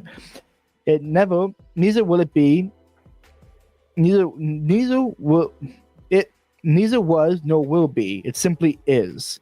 How and whence could it have grown? I shall not allow you to say or think of it as coming from non-being, for it is impossible to say that non-being is, besides, what could have stirred up activity so that it could arise from non-being later rather than earlier. This sort of decision must be made in these terms: is or is not. Accordingly, all the usual notions that mortals accept and rely on has, if true, coming to be, and perishing, being and non-being, chains of place and viderated, say, you know that word? Variegated. Variegated shades of color. These are nothing more than names. I actually want to point out, it's very important here, is that he actually is correct that how could being come from non-being? There has to be something before, which is why Aristotle gets to the unmoved mover argument. Right. Is that we have to presuppose a necessary being that is this nature is to be, ipsum esse subsistence, subsistent act of to be itself. So he actually is, Parmenides is correct. He's just not positing the ideal of a necessary being that already is by nature is to be. Which is actually why people say the Big Bang started ever since what was before the Big Bang. And they'll say, well, there's chemicals. I'm like, what was before the chemicals? They always were. Okay, so you say nothing will cause the change then. You either say nothing was around and nothing came out of non-being was retarded, or we have an eternal past that can just go on forever, which is also retarded because infinity was regressive infinity is impossible. And so either way you have to either way you have to presuppose a necessary being to account for change at all. Right. Our evaluation of Parmenides finds 1 large plus and 3 large minuses. Even if we reject Parmenides' metaphysics of pure monism and his epistemology of pure rationalism, we must accept his fundamental principle that the law of non-contradiction is a law of all being and not just of thought. Unless thought is neither about real being or an example of something that it really has being, this principle is presupposed by all rational philosophy, science, and even common sense. What Pythagoras discovered as true about number, that is not just mind, but nature really speaks the language of mathematics, Parmenides insisted was true about logic, that all reality speaks its language. Therefore, Parmenides' conclusion is false. His opponents must find a logical mistake in his argument. This is exactly what Plato and Aristotle would try to do. Instead of choosing between the 2 ways in Parmenides' poem, the way of opinion, which is the common sense empiricism of the masses, the way of truth, which is the rational mysticism of the philosopher, to try to save, explain, and validate the appearances by their philosophy rather than ignoring and validating them. 3 fundamental points of critique emerge: 1 practical, 1 logical, and metaphysical. In practice, Parmenides was also a Pythagorean mathematician and scientist. He wrote about astronomy and biology. He expanded much thought on the word, but if his argument is sound, the word is many changing things cannot be real. Why Basel? True. I know a man who believed in Mary Baker Eddy's religion of Christian Science, which is neither Christian nor science, which taught that matter was unreal. Yet he taught physics and chemistry, physical chemistry at Prestigious College. He began his course by saying that I believe that matter is only a dream. This course is about amazingly consistent properties of that dream. That'd be a fun guy to talk to. 2. The logic of Parmenides' monism seems to contain a built-in self-contradiction. Even if, as Parmenides taught, change and plurality are illusion, no such illusion ought to appear at all on the hypothesis that all is one. If all is one and there is no weird distinctions, then how can there be a weird distinction between truth and illusion?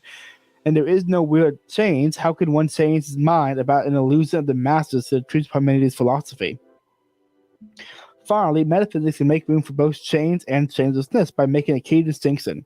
Whenever 2 parts of the data seem to contradict each other, the most likely explanation is usually that the apparent contradictions come from confusing 2 distinct aspects of the data, which are not clearly distinguished.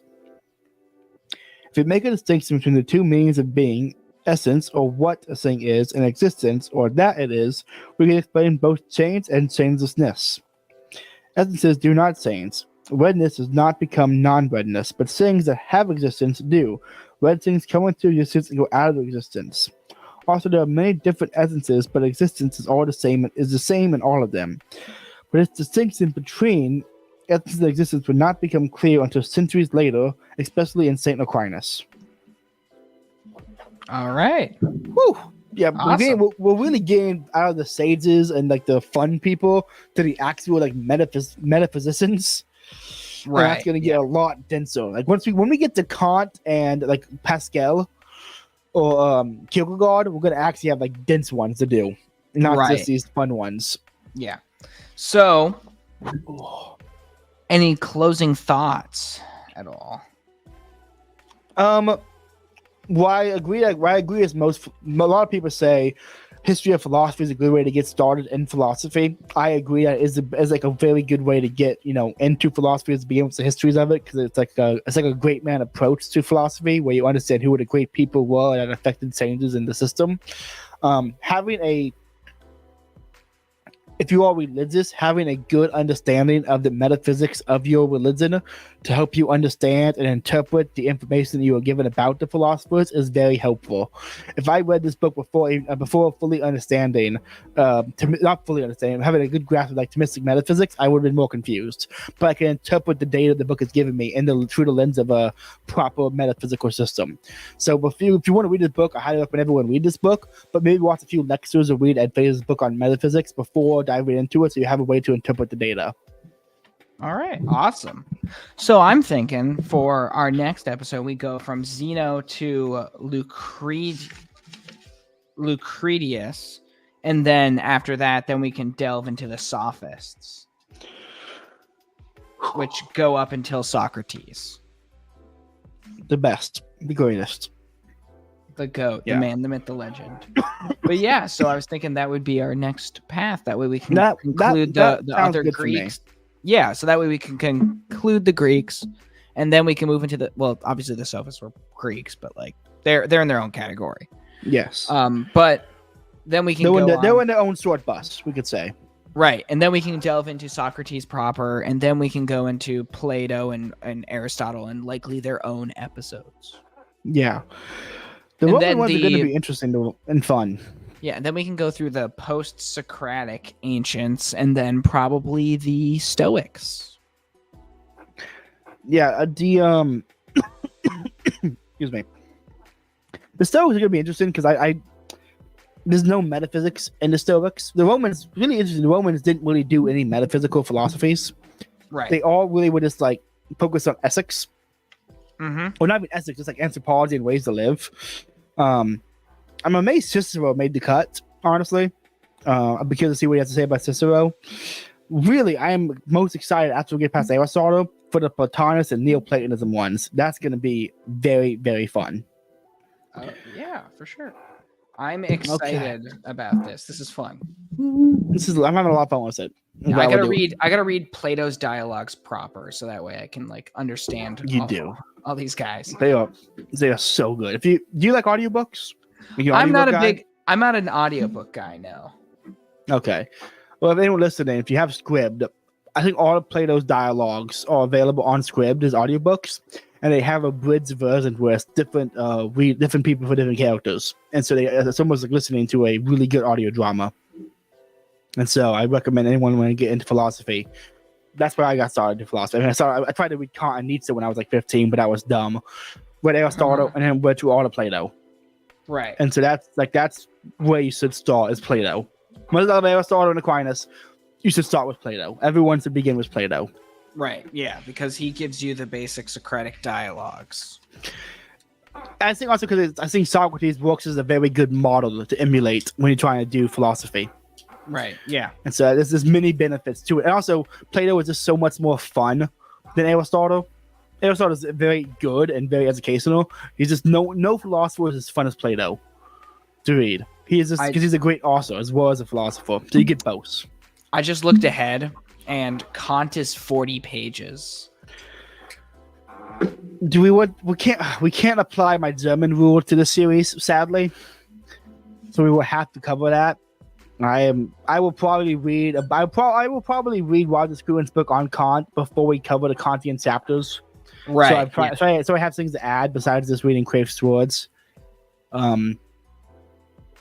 But Yeah. so let's just this though. Is there any particular philosopher in the series that you are most excited about covering, and one you are least excited about covering? For me, I'm honestly really excited to get to Kant for whatever reason. I want to really pick apart Kant's because you're an idea. Austrian. It's because I'm an Austrian and I want to see what ideas of his are reconcilable or not. And so I think there can be done, right? Because you have the empiricists, and then you have the a priori epistemologists, and then you synthesize those, right? We can continue this Hegelian dialect. I will be the great synthesizer. I'm not as confident in that project because simply because Kant is German. That is my only argument against him. Is he's German. That's it. I'm serious. I mean, any man who says that marriage is just a legal agreement for the use of the other person's sexual organs is clearly not someone worth reading. That's just an insane fucking statement. Yeah, but also there's so many ethical problems with it, right? Because I think it was John Paul II who said that in the future that the problem wouldn't be the rejection of the idea, the opposite of love is not, I forget what he was saying it wasn't going to be, but that the opposite of love was going to be, this is making an object out of people. And that's 100% what that is. Hold on. But yeah. I'm doing this. Okay, I'm just responding to a guy in the chat box real quick. In the chat box. You mean in the YouTube comments? Because I noticed we had a surprising amount of viewers on Twitter. I was surprised by that too. Yeah, and it looked like 40 of them. It's pretty wild. Nice. Thank you, 40 people, for being willing to listen to us read through a book series. Yes, thank you. Yeah, I was just saying, Vox here said, thank you for continuing your micro Santa, if only for those small minority that care about human soul and furthering human existence. Thank you, Vox. I want to say, even if I only have one listener, I will be recording this podcast. Right, and if there's one thing you can, if there's one thing you can do to advance human existence, even if it's not talking about philosophy, it's be fruitful and multiply. And subscribing to Thomas Views on YouTube. That's a key detail. Right, because then you can get the philosophy and the touching grasp aspect. It's actually in the catechism, if you put it in lemon juice and in the oven, it secretly says, if here's a message, subscribe to Thomas Reviews. It's true. It's very true. It's like paragraph 227b. Exactly. I wonder what section of the catechism that's in. 69. Let me see. Catechism 227. Let's see here. Paragraph 227. It means trusting God in every existence, even in adversity. A prayer of Saint Teresa of Jesus wonderfully expresses this trust. Let nothing trouble you. Let nothing frighten you. Everything passes. God never changes. Patience obtains all. Whoever has God wants for nothing. God alone is enough. Subscribe to Thomist Review. Thank you, Saint Teresa of Jesus. Thank you, Saint Teresa of Jesus. You're a real one. Okay, one last question before we end it. Is there any philosopher you know about covering the book that you are dreading, that you just do not want to cover? Oh, honestly, Hume. Hume does not sound fun. Or John Stuart Mill also sounds pretty atrocious to get through. Because I hate utilitarianism. I despise it. Good. It's a good thing to despise. I think the ones I'm least looking forward to are just the boring ones. I think he lists Kevin Bacon in here, and I don't care about Kevin Bacon. Not Kevin Bacon. What? Nathaniel Bacon? No. What? Oh my God. What about I always just call him Kevin Bacon as a joke, and now I can't remember his actual name. Francis Bacon. Bacon. I was about to ask. Yeah, that's his name. What about Francis the guy Bacon. from Footloose? Yeah, technically, I'm only 1 degree of separation from Kevin Bacon. It's through our friend Connor. He's met Kevin Bacon. Oh wow! Yeah, ask him about it sometime. You know what's fun to do? It's fun to do a podcast with Kevin Bacon to Trump. See, okay, if I've had this guy on, he's had this guy on, that guy's had that guy on, that guy talked to Trump. Doing how far away from Trump are you? Yeah. 2. Let's see here. Thinking. Pete to Yarvin to Tucker to Trump. Yeah, that's my list. Yeah. It's not bad. Or really doing one of Joe Rogan, the Godfather of podcasting. That's another fun one. Yeah. So I am 1 degree of separation from Joe Rogan then. Right, seeing how far I am. Let's see here. Actually, maybe it's 2 because I haven't technically. If you're doing podcast version, I haven't interviewed Dave Smith, but I've interviewed people who have interviewed Dave Smith. So like, Jacob Winograd, right? Dave Smith, Joe Rogan. Man, I don't know how Jacob's doing. I barely see him. My algorithm has changed so much since leaving the libertarian sphere that I don't even see his tweets anymore. See, all that I see from the libertarian sphere these days is them arguing about borders. So they're still doing that? They're still doing that. It's insufferable. I hate it. It's like technically the guys that are insufferable are right about the theory. Like the open borders libertarians are correct that libertarianism is open borders. Mm-hmm. But man, they're so annoying sometimes. Yeah. It's like, talk about literally anything else and I can probably like you. Jacob Winograd, if you happen to see this, you are better than these people. You can leave. You're so much better. He was this close. I got him this. Like we were talking, and he was like arguing about the border stuff. Was like getting him this close to leaving libertarianism. You almost have enough kids. Just convert and leave. You're so close. Listen. So, my best case against libertarianism, to give you like the quick rundown, right, is that libertarianism turns any other moral view you have into nothing more than a personal preference. Because if you have your ethics in libertarianism, right, and you have this ethical view, right, then what makes that you wanting to exercise that so-called ethical moral view any different than, say, I don't like blue, I'm not going to buy from like, say, a toy company that makes blue toys. There's literally no difference between this thing that is so obviously a preference and what you consider a moral view. So libertarianism destroys any other moral view. And so that's a good argument. I don't have any more like philosophical or like political arguments. But my only argument when it comes to libertarianism is that my argument is the catechism says no, so touch grass. If you're going to succeed in politics, you have to not be a lame loser, and libertarians are incapable of not being lame losers. So you're just not gonna. That's just a simple rule of politics. Lame losers don't succeed. Name one lame loser politician. Like even the evil ones are kind of cool. Yeah, right. Like, I mean, Joe Biden is like bits. Joe Biden is funny, and he's like saying like, Netanyahu, where you're gonna have a come to Jesus moment. Yeah, that's right, Joe. Joe's on the phone with the Pope, and he's like, "Yes, Your Holiness, it's going right as you planned. Israel will be converted to Catholicism, and Roe v. Wade has been overturned." Even boring politicians like Mitt Romney are cool because they have at least they have something going on. They're kind of like slimy cool, like you're a slime ball, but he was a Mormon that was born in a compound in Mexico. Exactly, and has like a million. Ted Cruz kids. is like a used car salesman, but he has that slick slide in the studio. Like, he might be the Zodiac killer. I believe he is, and he has an ugly wife. That's interesting. All right, Caleb. Well, this has been fun. What philosophers are you dreading to read? Just the non-interesting ones, just the boring ones. Like, I mean, I was thinking like it'd be boring to do like Jean-Paul Sartre or Jacques Derrida, but like even those ones would be interesting insofar as the conversations we can have surrounding them, even if the philosophies themselves are boring. But they're all just like boring philosophers. I think the only interesting thing Francis Bacon ever did was he had a really cool way of categorizing categorizing a bookcase. Right. That's like the only cool thing he ever did, in my opinion. It's like, I categorize a book by memory, philosophy, and math. I'm like, memory counts as history and politics. That's kind of cool, actually. I like that. Everything else was boring. What we should do at the end of this is do a tier chart for philosophers. Oh, that would be fun. Right? S tier is automatically Pythagoras. Automatically. Saint or Pythagoras goes in S tier.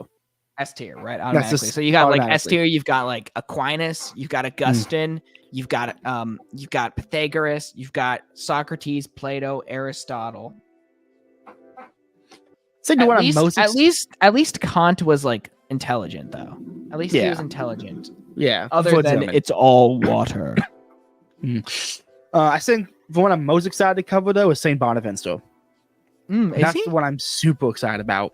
I didn't realize he was one of them. He Was it makes because the of just cut. like the debating with the pagans. Saint Bonaventure had a lot of great stuff, dude. His trip away to Way and Kindred is very good.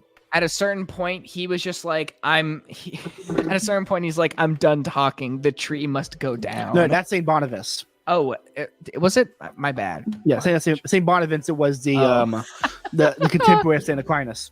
Oh, okay. There's a right. Right. great story between the two of them, where Saint Aquinas was asking Saint Bonaventure what was the inspiration for his writing and philosophy. Was it a book? Was it what was it? And Saint Bonaventure walked into his room and came out with a little picture of Christ on the cross and said, "Here," and held it up. It's just because of all his philosophy. Right. I love it. I love Saint Bonaventure, and I'm super excited when we get to him. Well, we've gone for 2 hours. David, what are your plugs? You can find all of my things through my Twitter, Real David B JR for Junior. You can find me there. I share everything there, like whether it's Substack or YouTube or anything like that. So you can find it all there. Just go to my Twitter. Fantastic. Okay, updates on the show. Next Saturday, I begin the Plato Republic series with LB. We are going to be going through Plato Republic book by book. We'll have different guests on throughout the series. It's going to be a lot of fun. Vince, I think now that Bodes is back from vacation, him and I will be eventually recording the next Marathon book club, which is great because I love that book and I don't understand it without them explaining it to me.